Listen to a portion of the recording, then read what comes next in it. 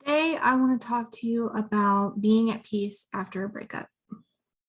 Sounds counterintuitive. Stick around. I promise it's going to be worth listening to. And I think it's important to have this kind of perspective after a relationship ends, and it helped me a lot after my last one. So my name is Mullissa Caroline, and I create content around my healing journey, things that I've gone through and experienced. I am a survivor of childhood sexual abuse, domestic violence, and sexual assault. I like to share my healing journey in hopes that I will help empower others to go on their healing journey, or maybe just offer you some different perspectives. If you are easily triggered by anything, themes or content surrounding abuse or domestic violence, I would suggest that you click off this video, because I do sometimes share examples of this sort of thing. And so if that is not something that you are prepared to listen to, please click off. Real quick too, just before we get into the video, if you haven't already, make sure to give this video a like, make sure to subscribe to the channel. I try to upload videos once a week, and I hope to be sharing more and more content around spirituality topics, but also tying everything back to my healing and things that I've learned along the way. And so today I want to talk about being at peace after a breakup. And I know this isn't really talking about my childhood and stuff, but I learned something recently and I feel like it's important to share it. So a little bit of a tough love warning. I am brutally honest in some of my content too. So just how I show up in the world. So everything is said with love, I promise. So I wanted to share how I was able to move through my breakup so easily. Well, not easily, I guess, just a little better than most of my other ones. So basically, I just decided that I wasn't going to stop loving me because someone stopped valuing me. Someone stopped placing value in a relationship, decided that they did not want to work on the relationship, does not mean that I stopped taking care of myself. And I've worked too hard on my inner world. I'm still working on that, and that's probably why I was able to. But I worked too hard on my happiness, my inner peace, and too hard just to allow myself to slip into another 6-month depression and let depression steal 6 months of my life. And if I let depression steal another 6 months of my life, I was going to end up with a bunch more problems than I started out with. Because usually what happens for me, I don't know if this is true for you, but for me, I started eating like crap. I gained weight. I stopped hanging out with my friends. So I'm not living my life. I'm not having new experiences. Like nothing is happening. I'm just basically a robot at this point. And I just didn't want to live like that. So I missed out on too much of my life doing that kind of cycle in the past.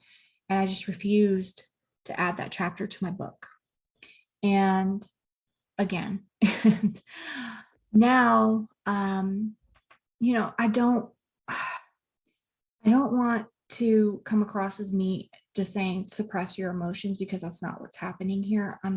I'm choosing to basically transform what suffering looks like for me after a breakup, because I am going to have emotions. Suffering is a normal thing, but I don't have to let the suffering consume me. And that was the decision that I decided to make.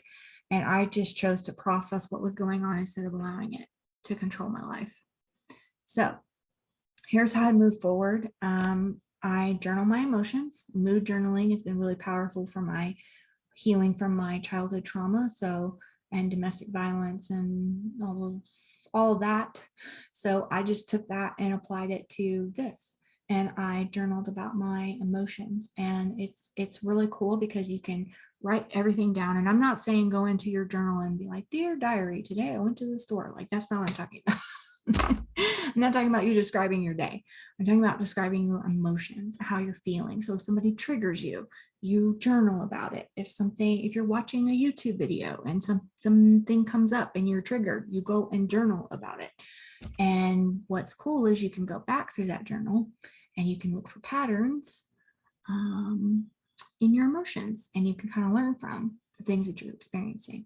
So it's really good. The other thing I did was I like to do writing letters that I'll never send. And basically, it's basically, how many times can I say basically? Anyways, it's writing letters that you're never going to send to the other person. Okay. So you're going to go through, and there's different ways of doing this. So if you have a therapist, I would get with them and have them help you come up with the framework for like maybe prompts, and prompts are helpful when you're doing this.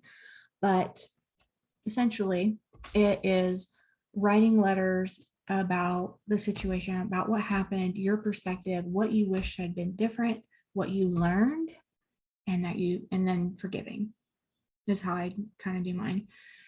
This has been really powerful. I do this with every relationship too. It's not just breakups. I've done this with so many different people, and it's God, it's helped so much.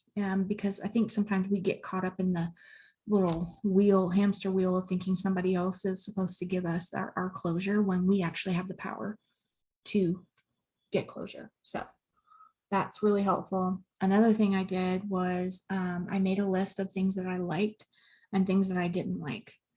And I also took responsibility for my part in the failure of that relationship. And I think that's super important as well, because oftentimes I think we kind of get into this victim mindset where we just blame the other person. And yeah, they did a lot of bad things, but I think it's important that we also take responsibility for our part as well. And that was really helpful for me. And also just honestly, just kind of taking an inventory of what I liked and what I didn't like, because then I'm learning from the situation and growing from it instead of staying in the same place. So the other thing was practicing mindfulness, which is basically being in the present moment.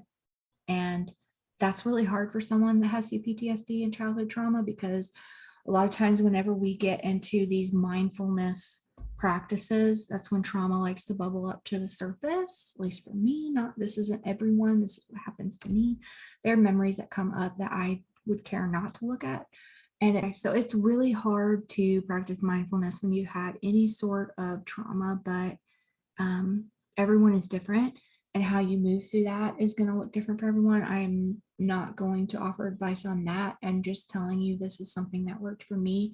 If you have trauma, I would just keep in mind that it's very possible that memories are going to come up to the surface. So if you have really bad trauma and you haven't gone to therapy or had someone help you work through those, I do not recommend it, just because I don't want to cause you more harm than good. So mindfulness has helped me a lot though, and that's because I've gone to therapy and I've worked on some of my trauma. Okay. And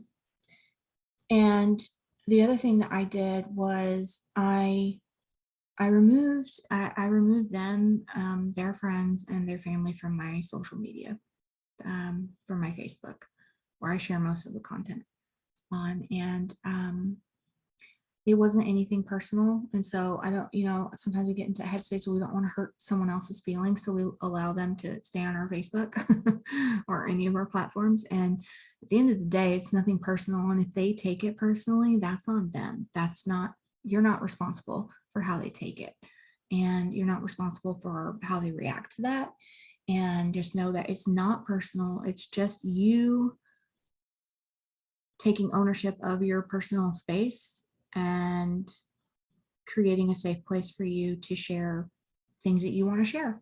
And for me, I just didn't want to hurt anyone's feelings, because I was going to be talking about some things that I didn't want them to see. And I didn't want to have to worry about them seeing or causing these. I just didn't want to cause any issues.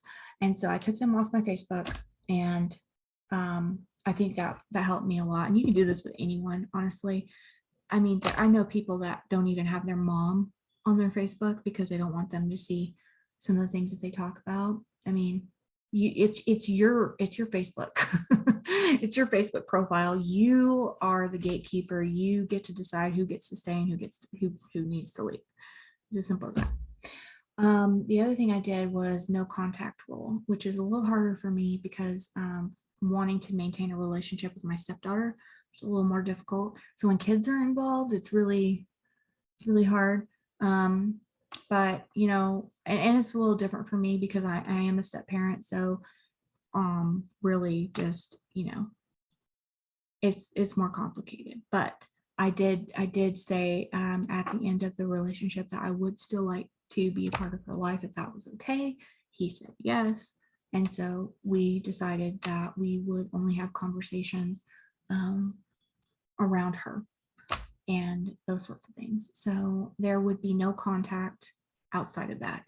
Um, and basically just keeping it very to the point and not allowing any sort of extra conversations to happen, like some of us are guilty of this because I've been that person. I've been that ex-girlfriend that texts her ex at 3 o'clock in the morning talking about how I miss him and how I wish we were still together, sending a paragraph of like, no, I know these things happen, and I wanted to make sure that I said that that will not be happening, not just to this person, but to myself, because I think we get nostalgic sometimes and it's easy to slip into those things. So no contact rule means 30 days, 60 days, 90 days. Everyone is different. Figure out what works for you. And if it's toxic relationship, then when I left that, I did not talk to that person for a year. So you don't have to talk to them either, by the way. You don't have to talk to them at all. You can have no contact for the rest of your life and just done. So the other thing that I did was I started taking myself out on little dates, is what I like to call them, and practicing self-care is really important, I think. And this kind of ties back into creating new memories. And because I took myself to like the movies, where we've been before, and created a new memory doing that. This is part of self-care, is making sure that you're taking care of yourself and doing things for yourself. So that could look like you going and getting your toes done, or taking a shower, by the way, for just feel like I have to say that. I don't know why. That's a form of self-care, in case nobody told you. Doing your laundry, your clothes, is a form of self-care. Going to an art exhibit by yourself, going to a restaurant by yourself, going to get coffee by yourself. These are all things that you can do for you that I feel like is an act of self-care and self-love. And so that's what I started doing. And it's kind of ties into creating memories. But you could also just, hanging out with people too is important. So don't just spend time with just yourself. But you should have a healthy relationship with yourself. I think it's important because at the end of the day, one or two things, and this is going to sound so dark when I say this, but at the end of the day, it comes down to two things. Like, two things are going to happen. Even if you meet the person you're going to spend the rest of your life with, you think you're going to spend the rest of your life with, either you guys are going to end up, together for the rest of your lives, and then one of you is going to pass away, or you guys are going to end up getting divorced or separated.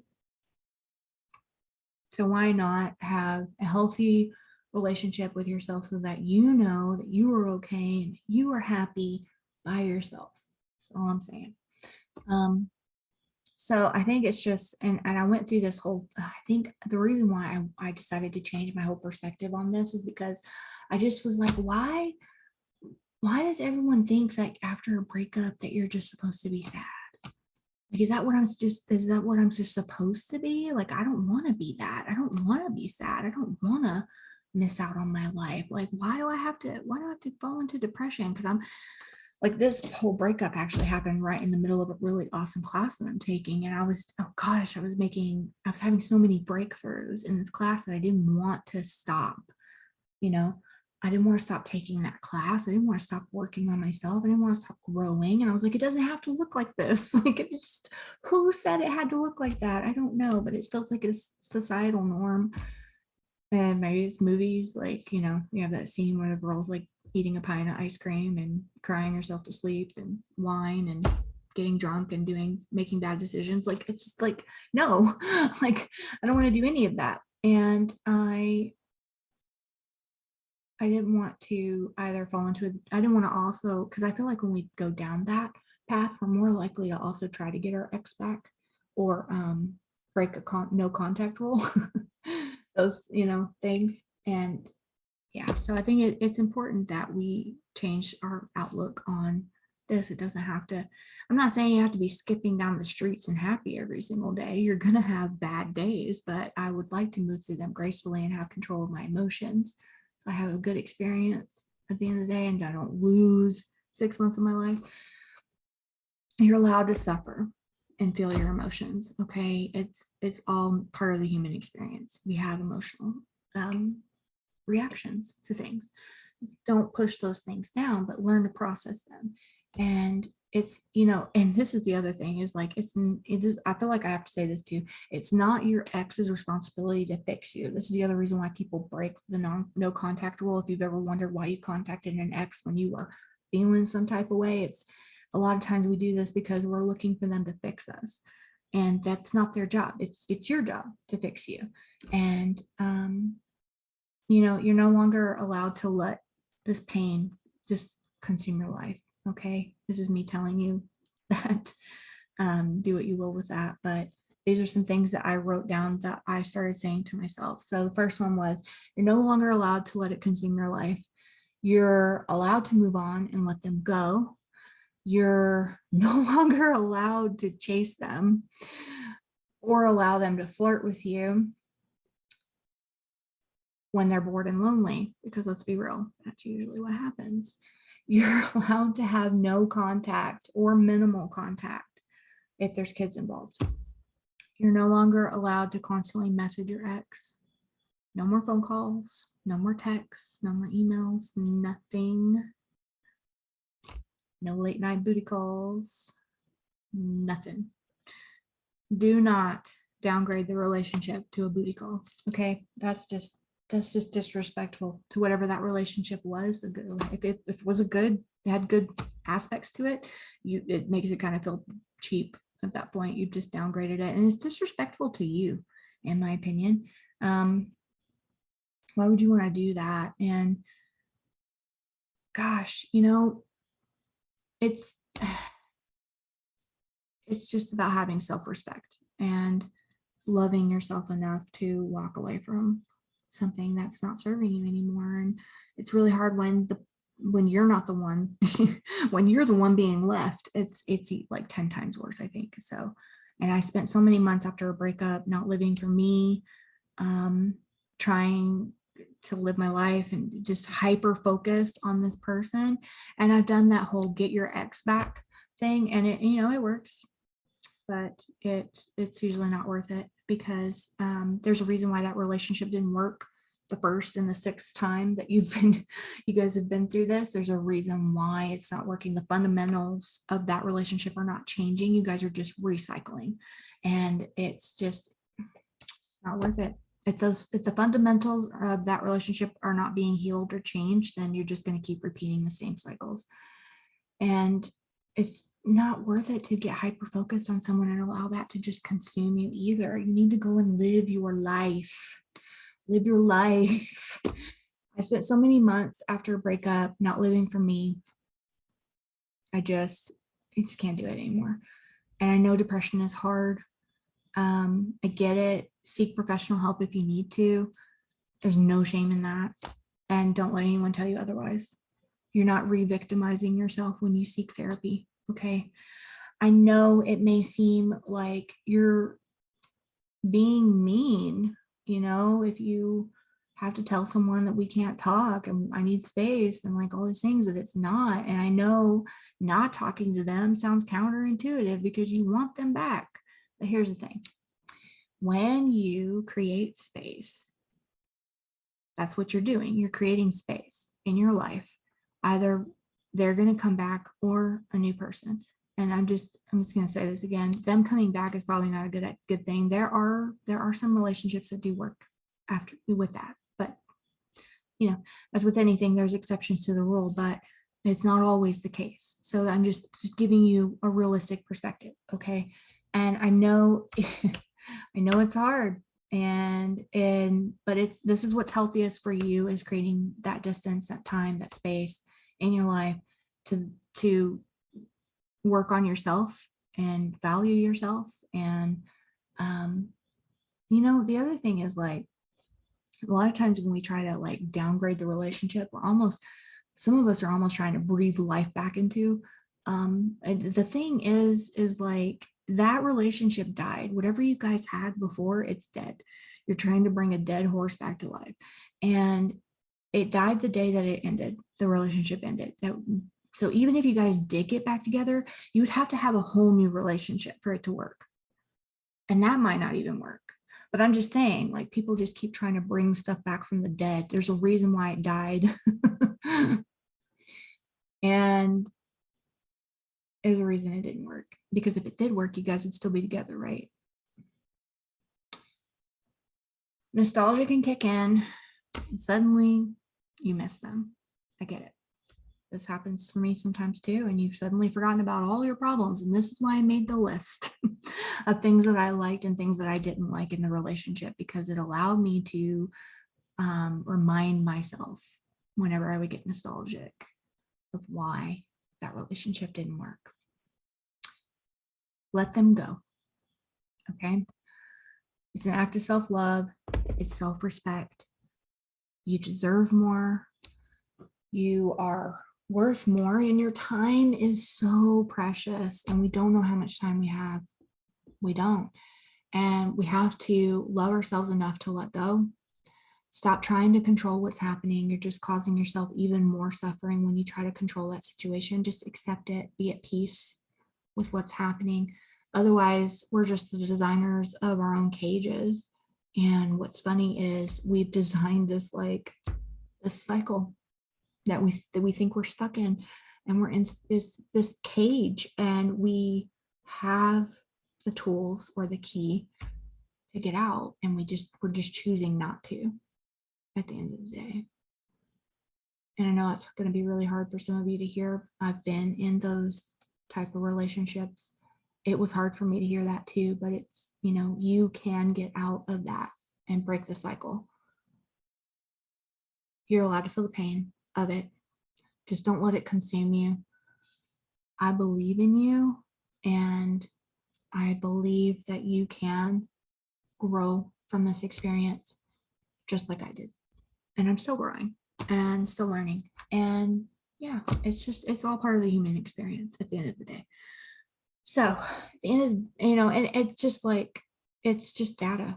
At the end, it's just, in the end, it's just data, and we're just learning. So hopefully this helps someone out there. If you found value in this video, please give it a like, make sure to subscribe, leave me a comment down below. It's a free way you can help support the channel, help me out, help me grow and get more content out. Until the next video, I want to tell you to have a good day, love yourself, give yourself grace, be kind to yourself, to others, make good choices, and I'll see you in the next one. Bye.